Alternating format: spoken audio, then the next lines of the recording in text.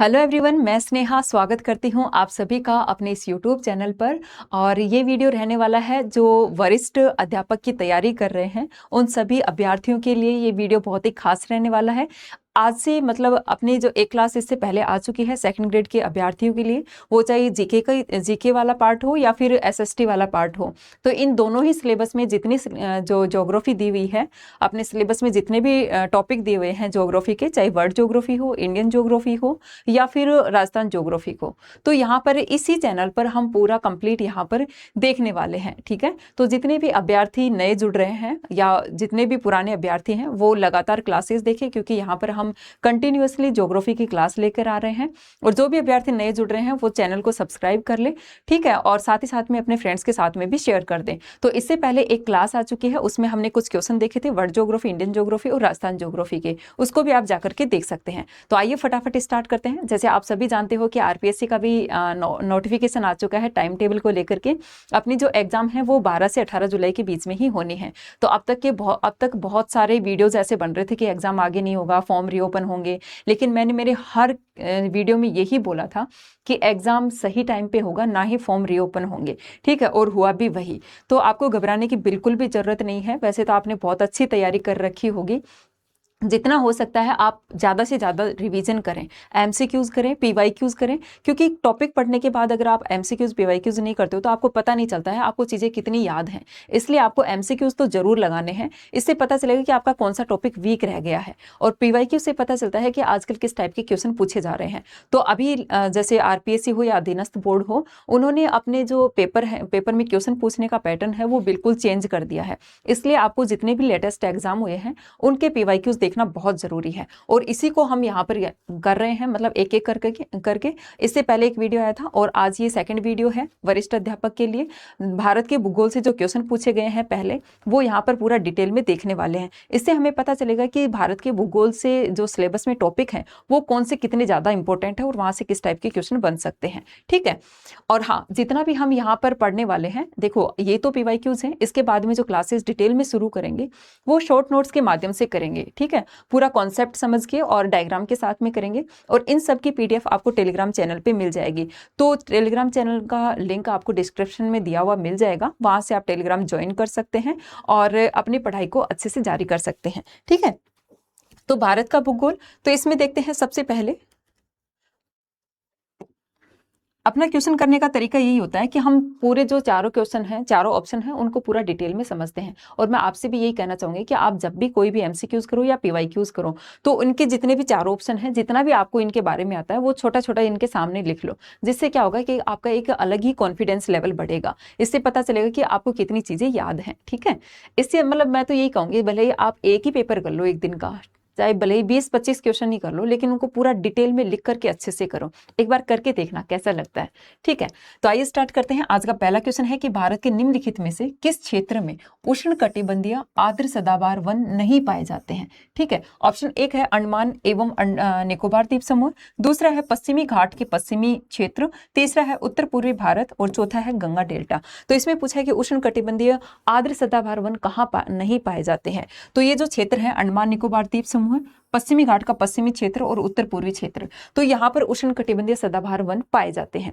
तो उष्णकटिबंधीय सदाबहार वन और उष्णकटिबंधीय सदाबहार आर्द्र सदाबहार वन कहाँ पाए जाते हैं, जहां पर 200 सेंटीमीटर से अधिक वर्षा होती है। ठीक है, तो एक है यहाँ पर उष्णकटिबंधीय किस क्षेत्र में नहीं पाए जाएंगे, ऑप्शन नंबर अपना 4 राइट हो जाएगा, ये गंगा के डेल्टा में नहीं पाए जाते हैं। ठीक है, और एक होता है, देखो इनके एग्जाम्पल भी कई बार पूछे जाते हैं। तो उष्णकटिबंधीय आर्द्र सदाबहार वन है, इसके एग्जाम्पल हम यहाँ पर देख लेते हैं। एक है साइडर,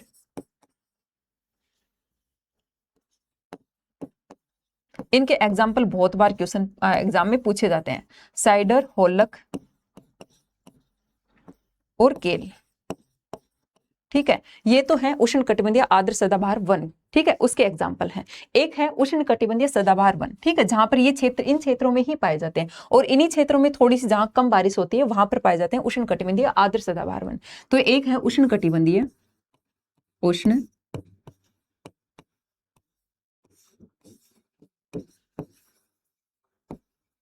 उष्णकटिबंधीय सदाबहार वन, सदाबहार वन। तो इसके एग्जाम्पल कौन कौन से हैं, ये बहुत बार बहुत क्वेश्चन एग्जाम में पूछा गया है। उष्णकटिबंधीय सदाबहार वन के एग्जाम्पल हो जाएंगे रोजवुड, ठीक है, रोजवुड है, एक है महोगनी, ठीक है, उसके बाद में है एक एनी और एक है एबनी। ये इसके एग्जाम्पल हैं जो आपको बहुत अच्छे से याद रखने हैं, ठीक है। तो यहाँ से इन चीजों का पता चल गया। उष्णकटिबंधीय आर्द्र सदाबहार वन जो है इन क्षेत्रों में पाए जाते हैं और इनके एग्जाम्पल ये हैं। उष्णकटिबंधीय सदाबहार क्षेत्रफल के एग्जाम्पल, यानी वन कौन कौन से वृक्ष यहाँ पर पाए जाते हैं इन वनों में, इनके एग्जाम्पल ये हैं। उसके बाद में है कि सूची फर्स्ट और सेकंड को सुमेलित करना है। तो सूची फर्स्ट में दिया हुआ है एक उत्पाद का नाम और सूची सेकंड में दिया हुआ है कि विश्व के कुल उत्पाद में भारत का कौन सा स्थान है, ठीक है। एक साइड दिया हुआ है कपास, रेशम और मानव निर्मित रेशा 8वां स्थान, फार्मास्यूटिकल पहला स्थान, दूध है दूसरा स्थान, मांस है तीसरा स्थान। तो हमें मिलान करना है कि कौन सा भारत में किस उत्पाद का कौन सा स्थान है। तो सबसे पहले हम देख लेते हैं दूध का। देखो दूध है भारत में पहले, भारत विश्व में दुग्ध उत्पादन में पहले नंबर पर है। तो 3 में ए आ जाएगा, ठीक है, 3 में बी। तो 3 में बी किस में है, इसमें ही है और किसी में भी नहीं है। अगर आपको ऐसे क्वेश्चन में एक भी ऑप्शन आ रहा है तो आप सीधा जो भी आपको इजी लगता है और आपको आ रहा है आप सीधा मिलाओ कि 3 में बी, तो 3 में बी किस में आ रहा है, 3 में बी सिर्फ एक में ही आ रहा है, तो एक से ही अपना सीधा राइट आंसर निकल जाता है, ठीक है। अब हम देख लेते हैं कि जो 1 नंबर है, सॉरी ये 3 में बी, ये जो है थोड़ा सा साइड में लिखा हुआ है, ठीक है। यहाँ पर है 1 नंबर, ठीक है, ये है 2 नंबर, 3 और ये है 4, ये है 4, इस टाइप से है, ठीक है। तो यहाँ है 3 में बी, तो बी में इसमें बी किस में है, 3 में दे रखा है 1 2 और 3, ठीक है। तो इसका मतलब अपना 3 का आंसर कट गया। अब हमें कौन सा आ रहा है, ये मान लो कि भारत कपास, रेशम और मानव निर्मित रेशा, इसमें भारत का स्थान है दूसरा।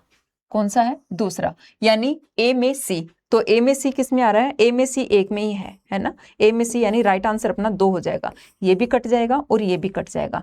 तो ए में सी, बी में डी, ठीक है। दूसरे में क्या आएगा, दूसरे में डी, इसमें आ जाएगा। फार्मास्यूटिकल में तीसरा आ जाएगा और मास में आ जाएगा 8वां स्थान आ जाएगा। तो इस प्रकार से अपना राइट आंसर हो जाएगा ऑप्शन नंबर 2। नेक्स्ट क्वेश्चन है कि निम्नलिखित तेल शोधनशालाओं को उनकी अवस्थिति के अनुसार पूर्व से पश्चिम में सही क्रम में व्यवस्थित कीजिए। तो एक है नुमालीगढ़, ठीक है, बोंगईगांव, गुवाहाटी और डिगबोई। तो नीचे दिए गए कोड का उपयोग करके सही उत्तर का चयन कीजिए। तो देखो जो नॉर्थ ईस्ट का भाग है, ये सभी के सभी जो भाग हैं ये सभी के सभी कहाँ हैं, असम में है, असम में है, ठीक है। तो असम में हम देखते हैं, जैसे ये क्या है, ये मान लो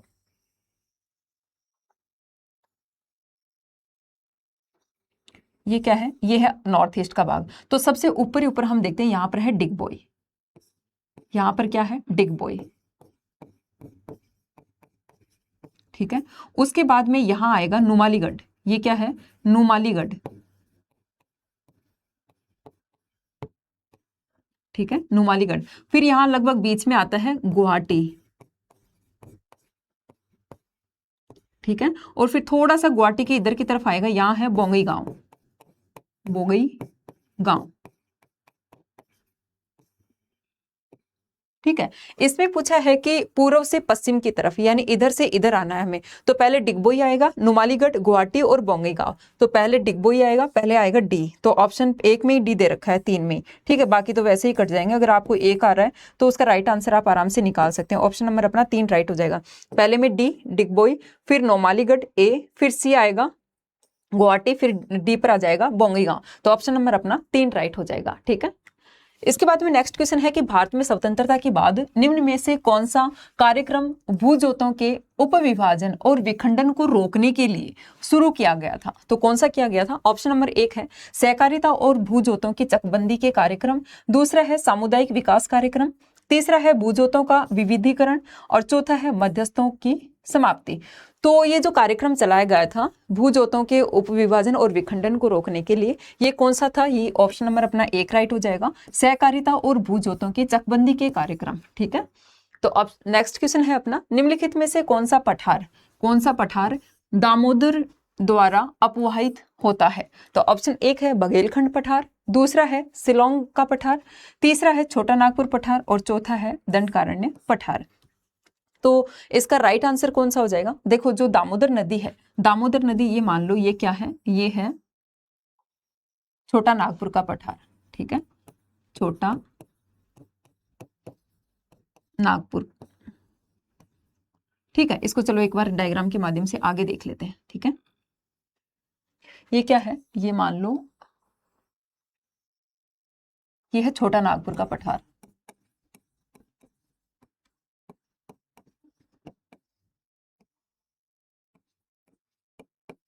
ठीक है। तो इसके बीचों बीच से निकलती है दामोदर नदी। कौन सी नदी निकलती है? दामोदर नदी। ये है दामोदर नदी,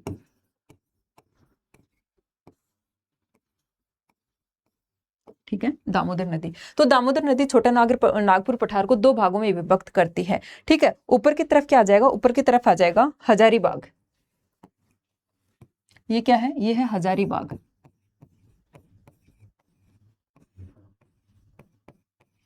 और नीचे की तरफ है रांची का पठार,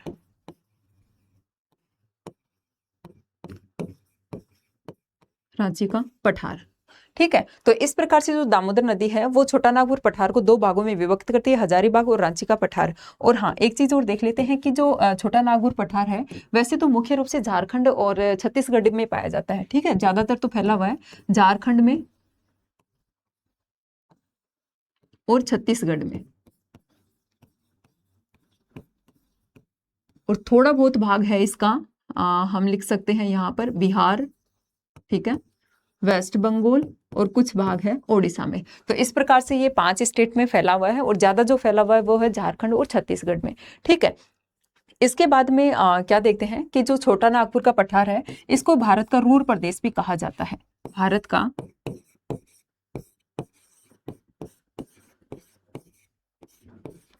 रूर प्रदेश भी कहा जाता है। क्यों कहा जाता है? क्योंकि यहाँ पर भारत में सबसे ज्यादा कोयले का उत्पादन होता है। क्यों कहा जाता है? कोयले के उत्पादन के कारण, कोयले का उत्पादन, जो कोयला उत्पादन के जो सर्वाधिक क्षेत्र हैं, सबसे ज्यादा उत्पादन करने वाले क्षेत्र हैं वो यहीं पर हैं।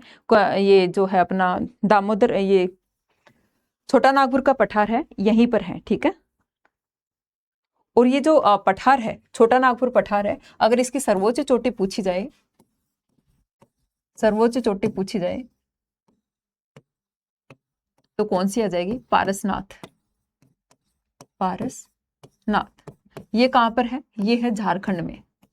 कहां पड़ती है? झारखंड में पड़ती है, ठीक है, झारखंड में। तो इतनी चीजें आपको याद रखनी है छोटा नागपुर पठार को लेकर के, ठीक है। तो राइट आंसर कौन सा हो जाएगा अपना? ऑप्शन नंबर 3 राइट हो जाएगा। ऑप्शन नंबर 3 राइट हो जाएगा। दामोदर जो नदी है वो छोटा नागपुर पठार से अपवाहित होती है, ठीक है। इसके बाद में नेक्स्ट क्वेश्चन है कि सूची को सुमेलित करना है। एक साइड द्वीप दिया हुआ है और दूसरी साइड क्या दी हुई है? चोटी दी हुई है। तो उत्तरी अंडमान माउंट कोयोब, दक्षिणी Andaman mount Thuillier, great Nicobar saddle peak, और मध्य अंडमान ये है माउंट डिओवली। तो ये वाला क्वेश्चन एज इट इज उठाया गया है एनसीईआरटी की बुक से, क्लास 11th की बुक है एनसीईआरटी की, भारत भौतिक पर्यावरण, वहां से क्वेश्चन उठाया गया है, ठीक है। चैप्टर नंबर 2 है, वहीं से क्वेश्चन लिया गया है। तो इसमें उत्तरी अंडमान में कौन सी पाई जाती है? उत्तरी अंडमान में पाई जाती है सैडल पीक। ऑप्शन ए में जो है हो जाएगा 3 सैडल पीक। तो ए में 3 किस किस में आ रहा है? ए में 3 2 में आ रहा है, इसमें आ रहा है और इसमें आ रहा है, यानी ऑप्शन नंबर अपना ए कट हो जाएगा क्योंकि यहाँ 2 है। ऑप्शन नंबर 4 भी कट हो जाएगा क्योंकि यहाँ पर ए में 4 दिया हुआ है। अब हमें क्वेश्चन 50-50 हो गया कि किस में से होगा। तो इसके बाद में हम देखते हैं कि जो मध्य अंडमान है उसमें पाई जाएगी माउंट डिओवली, यानी डी में 4 आ जाएगा। तो डी में 4 इसी में दिया हुआ है, एक में। ऑप्शन नंबर अपना 3 राइट हो जाएगा। ए में 3, एक फिर बी में 1, यानी दक्षिणी अंडमान में कौन सी हो जाएगी? माउंट कोयोब हो जाएगी। ग्रेट निकोबार में हो जाएगी माउंट थ्विलर, ठीक है, और ये बाकी हो ही गई है। तो इसका राइट आंसर हो जाएगा 3, 1, 2 और 4 इसका राइट आंसर हो जाएगा। नेक्स्ट क्वेश्चन है अपना कि निम्नलिखित कथनों के आधार पर नदी की पहचान कीजिए, ठीक है। तो नदी की पहचान करनी है, कथन दिए हुए हैं। ए है भारत में ये हिमालय की नदियों में सबसे पश्चिमी है, ठीक है, सबसे पश्चिमी है। बी है इसका उद्गम भोकरचू के निकट एक हिमनद से है। सी है इसे सिंगी खबान के रूप में भी जाना जाता है। डी है लद्दाख श्रेणी को काटते हुए यह एक दर्शनीय गॉर्ज महाखंड का निर्माण करती है। तो कौन सी नदी की ये विशेषताएं हैं? ऑप्शन ए है खुर्रम, दूसरी है रावी, तीसरी है सिंधु और चौथी है सतलज। तो कौन सी नदी की ये विशेषताएं हो जाएंगी जो विशेषताएं दी हुई हैं?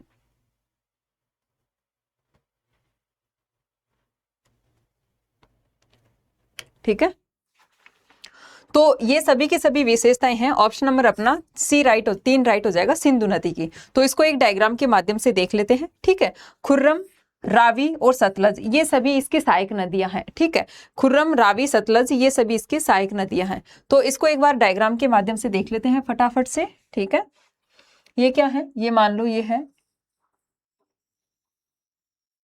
इंडिया का मैप। ठीक है,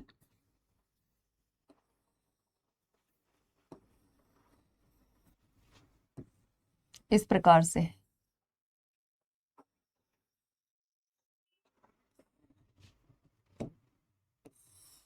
इस प्रकार से इंडिया का मैप है। तो इसमें क्या होगा कि यहाँ पर एक नदी निकलती है। कौन सी नदी निकलेगी? यहाँ पर कैलाश श्रेणी से, कैलाश श्रेणी से एक कैलाश श्रेणी में एक ग्लेशियर है जिसका क्या नाम है? भोकरचू। कौन सा ग्लेशियर है? भोकरचू। ठीक है, इस ग्लेशियर से एक नदी निकलती है जिसका नाम है, क्या नाम है? उसका नाम है सिंधु नदी। कौन सी नदी है ये? सिंधु नदी। ठीक है, ये भारत की मतलब सबसे पूर्वी नदी है, सबसे पूर्व में, हिमालय की सबसे पश्चिमी नदी है। पूर्वी नहीं, पूर्वी तो ब्रह्मपुत्र हो जाएगी। ये सबसे पश्चिमी नदी है। और ये कैलाश श्रेणी कहाँ है? ये है तिब्बत में।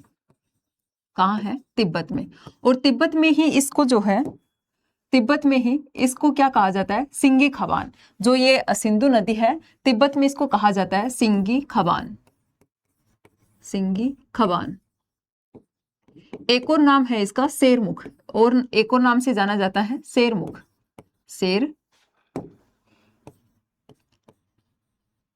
शेरमुख। ठीक है, इस नाम से भी इसको तिब्बत में जाना जाता है। तो भारत में ये लद्दाख में यहाँ पर प्रवेश करती है।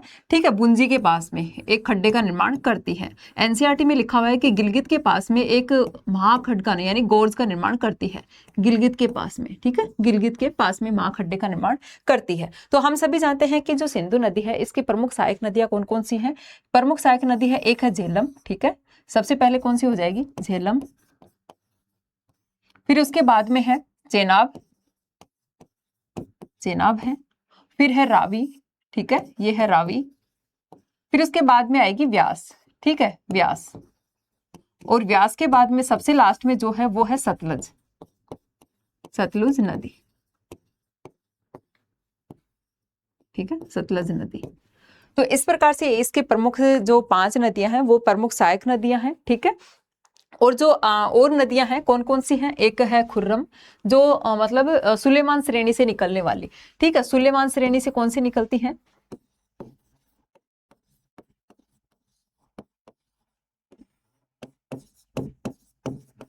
सुलेमान श्रेणी से निकलती है। ये तो देखो हिमालय से निकलती है सबकी सब, और सुलेमान श्रेणी से निकलती है। कौन सी निकलेगी? एक तो है खुर्रम।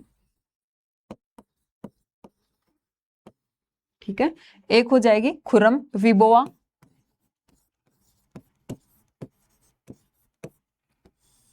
ठीक है, गोमल,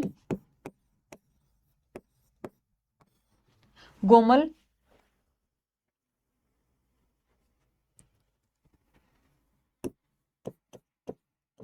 तोची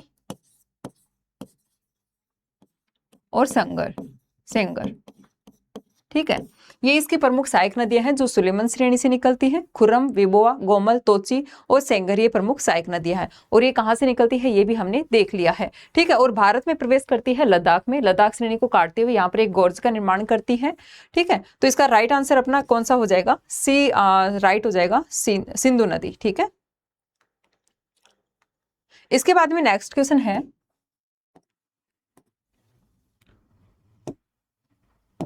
नेक्स्ट क्वेश्चन कौन सा है कि भारतीय वन सर्वेक्षण रिपोर्ट 2021 के अनुसार निम्नलिखित राज्यों या केंद्र शासित प्रदेशों में से किसमें पश्चिमी बंगाल के बाद मैंग्रोव वन का सबसे बड़ा क्षेत्र है? तो सबसे ज्यादा तो पश्चिमी बंगाल में ही पाया जाता है। हम सबसे ज्यादा याद कर लेते हैं, इसलिए हमें 2-3 स्टेट का नाम या जो भी यूटी है, केंद्र शासित प्रदेश है, उनके नाम याद होने चाहिए। ठीक है, ऊपर वाला तो क्वेश्चन में ही दे दिया जाता है, तो हमें नीचे वाला याद नहीं रहता है कि दूसरे नंबर पे कौन सा था, इसलिए हमें दूसरा तीसरा भी याद रखना है।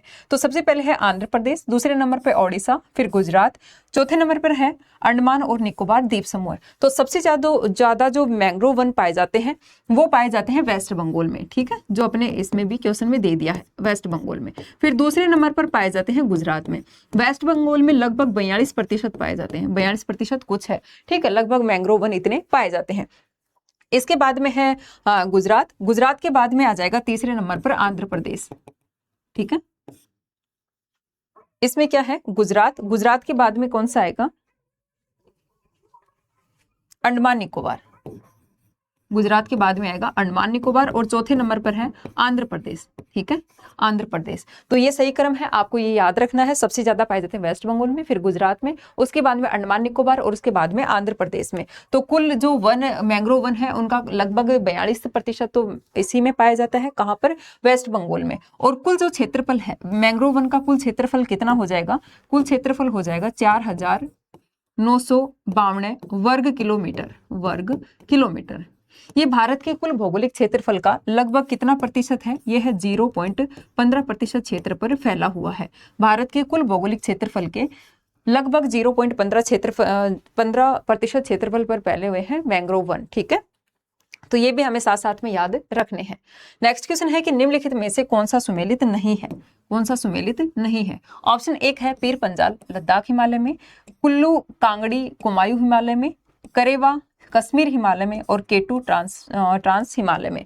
तो कौन सी श्रेणी किसमें नहीं है, पीर पंजाल लद्दाख हिमालय में, पहला सही है। ठीक है, दूसरा लद्दाख हिमालय में, दूसरा है कुल्लू कांगड़ी, ये कुमायूं हिमालय में नहीं है। ऑप्शन नंबर अपना 2 राइट हो जाएगा। ठीक है, फिर है करेवा कश्मीर हिमालय में है। और करेवा क्या है, हिमोर से निर्मित मिट्टी है ये करेवा, और जहां पर जाफरान की खेती की जाती है। किसकी खेती की जाती है, जाफरान की खेती की जाती है। जाफरान का मतलब होता है यानी यहाँ पर केसर की खेती की जाती है। ठीक है, और केटू कहाँ है, केटू जो है अपने कहाँ पर है, ट्रांस हिमालय में है।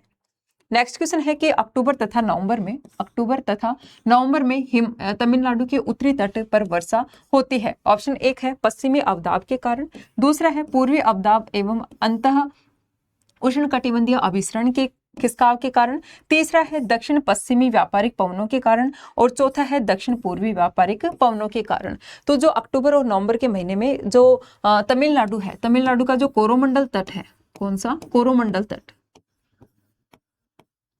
ये क्या करता है, ये सर्दी में यहाँ पर बारिश होती है, सर्दी में वर्षा। ठीक है, इसका क्या कारण है कि लौटता हुआ मानसून यहाँ पर बारिश करता है।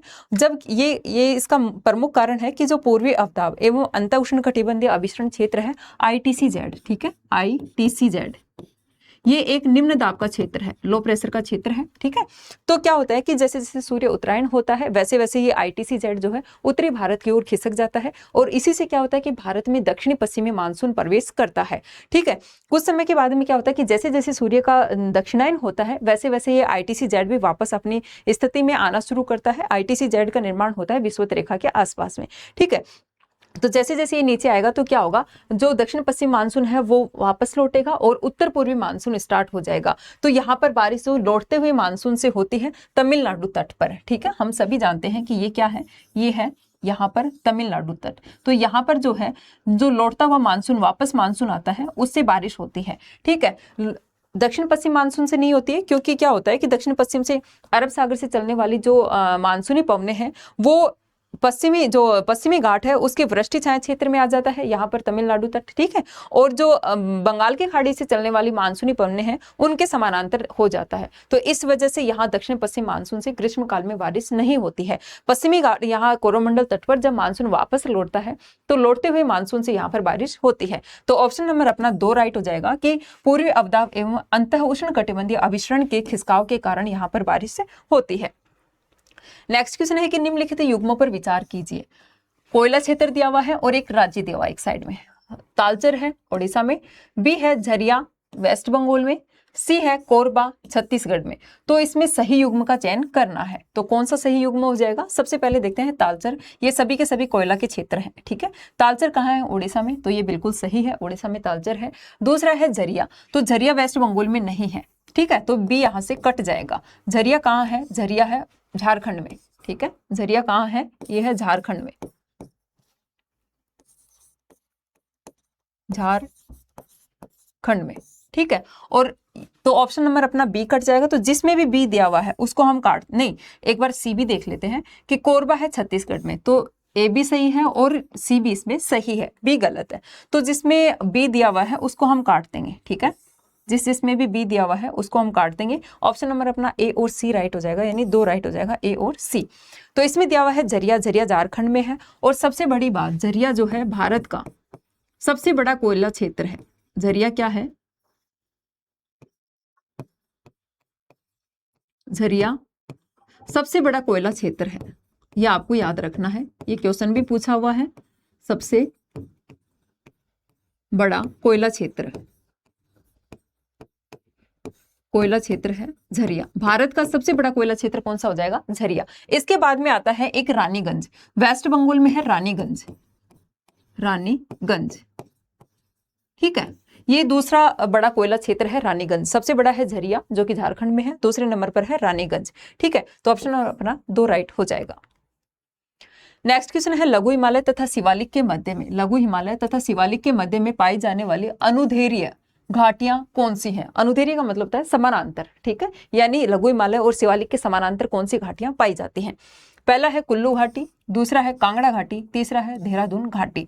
तो नीचे दिए गए कूट का उपयोग करते हुए सही उत्तर का चयन हमें करना है। तो जो इसमें जो घाटियां पाई जाती हैं लघु हिमालय और शिवालिक हिमालय के बीच में अनुदैर्ध्य घाटियां पाई जाती हैं, इसमें ऑप्शन नंबर अपना जो है सी राइट हो जाएगा, देहरादून घाटी। और इसके बाद में है चंडीगढ़ कालका, एक और जगह दी हुई है चंडीगढ़, चंडीगढ़ कालका दून, ठीक है, कालका दून है। एक नालागढ़ दून है, ठीक है, कोटा दून है। तो इस प्रकार से और भी जो दून है उनके एग्जाम्पल यहाँ पर दिए हुए हैं। और सबसे बड़ी जो दून है वो है देहरादून की घाटी, ठीक है, ये भी आपको याद रखना है। तो इसमें कौन सा ऑप्शन? इसमें 2 भी कट हो जाएगा और बी भी कट हो जाएगा। ऑप्शन नंबर अपना सी राइट हो जाएगा, यानी ऑप्शन 3 सही हो जाएगा, केवल सी, ठीक है।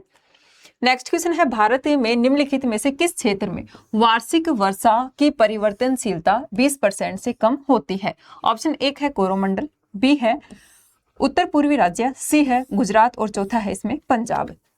तो देखो, जो वर्षा की परिवर्तनशीलता है, जहां पर वार्षिक वर्षा, औसत वार्षिक वर्षा अधिक होती है वहां पर वर्षा की परिवर्तनशीलता कम पाई जाती है। और जहां पर औसत वार्षिक वर्षा कम होती है वहां पर वर्षा की परिवर्तनशीलता अधिक पाई जाती है, ठीक है। तो कम कहां पाई जाएगी? जहां पर सबसे ज्यादा बारिश होती है। और सबसे ज्यादा बारिश कहां पर होती है? पश्चिमी जो है पश्चिमी घाट का पश्चिमी ढाल, ठीक है। और जो नॉर्थ ईस्ट वाला भाग है उत्तर पूर्वी राज्य हो जाएंगे, और अंडमान निकोबार, ये 3 क्षेत्र हैं जहां पर सबसे ज्यादा वर्षा की जो है औसत वर्षा होती है। और यहाँ पर सबसे कम वर्षा की परिवर्तिता पाई जाती है, ठीक है। तो इसमें से कौन सा क्षेत्र दिया हुआ है? देखो, सबसे ज्यादा कहाँ बारिश होती है अभी हमने देखा है, तो ऑप्शन नंबर कोरोमंडल तट इसमें कट हो जाएगा। देखो, कोरोमंडल तट पर भी कम पाई जाती है, लेकिन इसके कंपेरिजन में उत्तर पूर्वी राज्य के कंपेरिजन में यहाँ पर थोड़ी सी ज्यादा पाई जाती है। तो अपन ऑप्शन नंबर हो जाएगा उत्तर पूर्वी राज्य, यहाँ पर 20% से भी कम वर्षा की परिवर्तनशीलता पाई जाती है। क्वेश्चन ये भी पूछा है कि सबसे ज्यादा परिवर्तनशीलता कहाँ पाई जाती है, तो अपने एनसीईआरटी में कुछ क्षेत्र दिए हुए हैं और यहां से डायरेक्ट क्वेश्चन पूछे जाते हैं एनसीईआरटी से।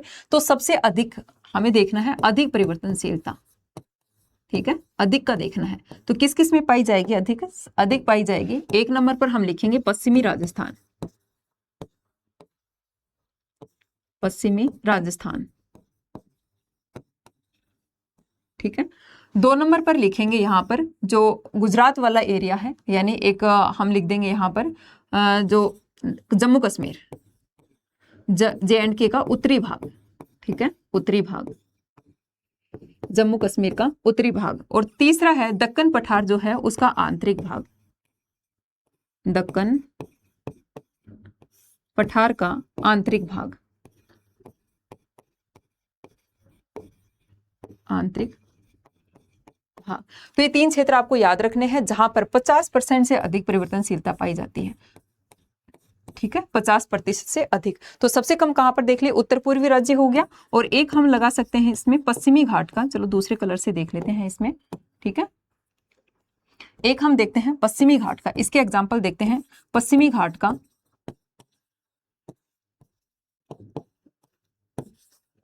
पश्चिमी भाग, पश्चिमी भाग। ठीक है, एक ये हो गया, और एक उत्तर पूर्वी राज्य हो गया, और एक हो जाएगा इसका अंडमान निकोबार द्वीप समूह। ठीक है, अंडमान निकोबार, जहां पर सबसे कम वर्षा की परिवर्तनशीलता पाई जाती है। ये आपको कुछ एग्जाम्पल यहां पर याद रखने हैं। नेक्स्ट क्वेश्चन है, पंचगंगा और कोयना किसकी सहायक नदियां हैं? ठीक है, ऑप्शन एक है कावेरी नदी की, दूसरा है महानदी की, तीसरा है गोदावरी नदी की, और चौथा है कृष्णा नदी की। तो कौन सा इसमें राइट आंसर हो जाएगा? कोयना और पंचगंगा और कोयना किसकी सहायक नदियां हैं? तो ऑप्शन नंबर अपना डी सही हो जाएगा, कृष्णा नदी की सहायक नदियां हैं। इसकी सहायक नदियां और भी हैं, कौन सी है? तुंगभद्रा और भीमा। ठीक है, ये भी इसकी प्रमुख सहायक नदियां हैं। ठीक है, पंचगंगा हो गई, कोयना हो गई, तुंगभद्रा और भीमा, ये किसकी सहायक नदियां हो गई? कृष्णा नदी की सहायक नदियां हो गई। ऑप्शन नंबर अपना 4 राइट हो जाएगा। ठीक है, इसके बाद में है नेक्स्ट क्वेश्चन है कि निम्नलिखित तेल क्षेत्रों में से कौन सा ब्रह्मपुत्र घाटी में अवस्थित नहीं है? ऑप्शन एक है आलिया बेट। ठीक है, ऑप्शन एक है आलिया बेट, दूसरा है रुद्रसागर, तीसरा है लखीमपुर, और चौथा है नाहरकटिया। तो ब्रह्मपुत्र घाटी क्षेत्र में मतलब जितने भी ये तेल क्षेत्र हैं वो लगभग सभी के सभी असम में है। ठीक है, और वो भी ज्यादातर अपर असम में है। ठीक है, तो आलिया बेट कहाँ है? ये तो गुजरात में है। तो गुजरात में तो ब्रह्मपुत्र नदी का तो कोई तालमेल ही नहीं है कि कहाँ गुजरात में ये पहुंचेगी। तो ऑप्शन नंबर अपना ए ही राइट हो जाएगा कि यहाँ पर ये नहीं पहुंच, मतलब ब्रह्मपुत्र घाटी का क्षेत्र नहीं है। रुद्रसागर, लखीमपुर और नाहरकटिया ये तीनों ही कहाँ है? ये तीनों ही असम में है, आसाम में है। ठीक है, आसाम में है और ब्रह्मपुत्र घाटी क्षेत्र में अवस्थित है। नेक्स्ट क्वेश्चन है, India state of forest report ISFR 2023 के अनुसार देश के कुल भौगोलिक क्षेत्रफल का कितना प्रतिशत वनावरण और वृक्षावरण था? ठीक है, 2023 के अनुसार।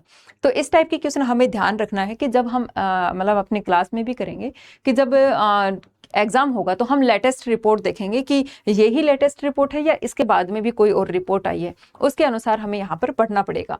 तो इसमें जो है 21.06%, दूसरा है 25.87%, तीसरा है 21.56% और चौथा है 25.27%। तो इसका राइट आंसर कौन सा हो जाएगा? इसका राइट आंसर हो जाएगा, इसमें पूछा है वन आवरण और वृक्ष आवरण का, तो राइट आंसर हो जाएगा 4, 25.7% पाया जाता है वन आवरण और वृक्ष आवरण। ठीक है, हाँ, तो इसमें से जो वन आवरण है वो लगभग 21.76% के आसपास में है, और जो वृक्ष आवरण है वो है 3.46 के 4 मतलब कुछ है, मतलब ये आप याद रखना 21 पॉइंट के आसपास में है वनावरण है, और वृक्ष आवरण अलग से पूछा जाए तो 3.4 कुछ है। ठीक है, नेक्स्ट क्वेश्चन है कि किसने यह प्रतिपादित किया कि ग्रीष्म काल में तिब्बत के पठार को, ठीक है, ये क्या है? तिब्बत के पठार का तप्त होना भारतीय मानसून के उद्भव में महत्वपूर्ण भूमिका रखता है। ऑप्शन ए है फ्लोहन, दूसरा है पी कोटेश्वरम ने, तीसरा है OH के स्पैट ने, और चौथा है हेली ने। ठीक है, तो ये किसने कहा था कि जो ग्रीष्म काल में तिब्बत के पठार के गर्म होने से भारतीय मानसून जो है, मतलब जो दक्षिण पश्चिम मानसून है वो भारत में प्रवेश करता है, ये कहा था पी कोटेश्वरम ने। ऑप्शन नंबर अपना 2 राइट हो जाएगा, पी कोटेश्वरम। और पी कोटेश्वरम ने कहा था तिब्बत के पठार को उष्मीय इंजन। ठीक है, तिब्बत कहा था, तिब्बत के पठार को कहा था इन्होंने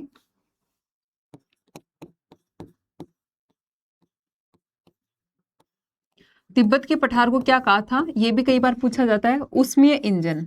ठीक है, उष्मीय इंजन किसको कहा था? तिब्बत के पठार को कहा था, और किसने कहा था? पी कोटेश्वरम ने कहा था। क्यों कहा था? क्योंकि क्या होता है कि ग्रीष्म काल में जब सूर्य का उत्तरायण होता है तो जो तिब्बत का पठार है वो इतना गर्म हो जाता है कि यहाँ पर इतना ज्यादा लो प्रेशर हो जाता है कि हिंद महासागर से आने वाली जो पवनें हैं वो भारत की तरफ खिंचती हुई चली आती है। ठीक है, इससे क्या होता है कि दक्षिण पश्चिम मानसून भारत में प्रवेश करता है। इसको हम डिटेल से पढ़ेंगे पूरी क्लास में। ठीक है, अभी के लिए इतना ही। ठीक है, नेक्स्ट क्वेश्चन है कि रणजीत सागर बांध, ठीक है, तथा दुलहस्ती विद्युत परियोजना क्रमशः किन नदियों पर स्थित हैं, अवस्थित हैं? ऑप्शन ए है सिंधु तथा चिनाब, बी है सतलुज तथा व्यास, सी है रावी तथा व्यास, और डी है रावी तथा चेनाब। तो कौन सी नदी पर कौन सी इसने पूछा है? क्रमशः। तो रणजीत सागर बांध किस पर है? रणजीत सागर बांध है रावी नदी पर। ठीक है, र से रावी, रे से रणजीत। ठीक है, तो रणजीत सागर बांध हो गया रावी नदी पर।